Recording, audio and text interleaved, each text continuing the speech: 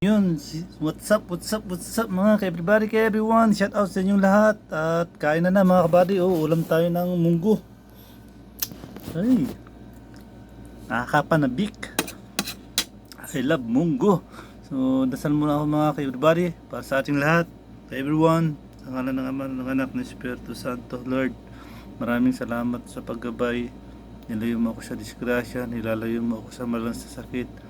At Lord, ulit-ulit kong hiling na tulungan mo ko, Lord, mapagtapos ko ang aking mga anak sa kanilang pag-aaral. At kung ano yung hiling ko sa aking sarili, Lord, ganun din sa mga nag-subscribe sa akin nandyan sa aking YouTube channel. Basan mo kaming lahat, Lord. Tulungan mo kami bigyan ng magandang pinansyal.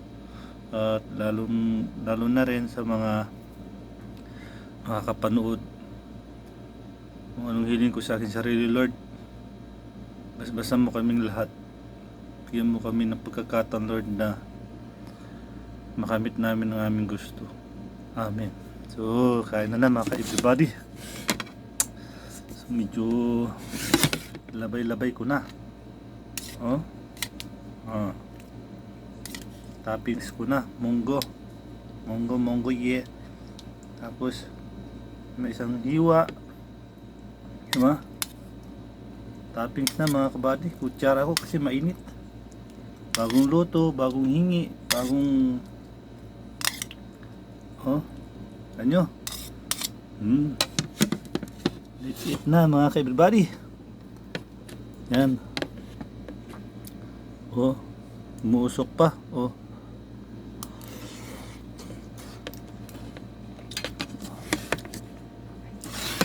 Mainit.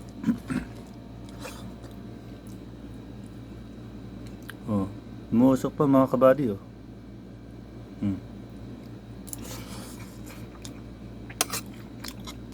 Napakasarap munggo pag matagal hindi natitikman.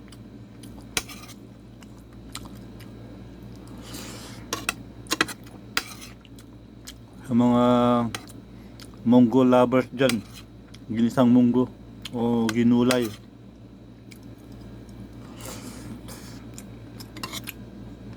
pero mas masarap mga kaibigan yung hinarbis, kaka-harvest lang yung gulay, yung green pa lang, masarap. Yun ang masarap sa mga karne. Saka sidang pinrito saka inihaw.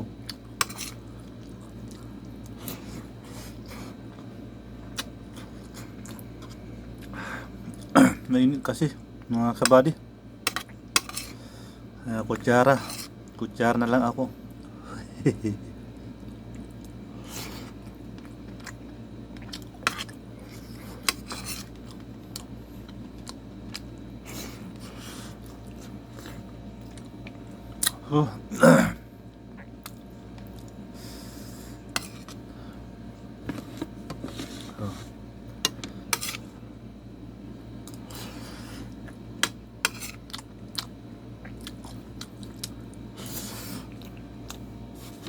Pinadagdagan ko yung kanin ko mga kaibigan kasi nakita ko na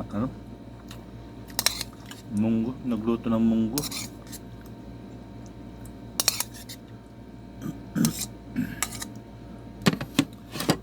Ganun pala talaga, masisira yung keto diet pag nakakakita ka ng paboritong pagkain.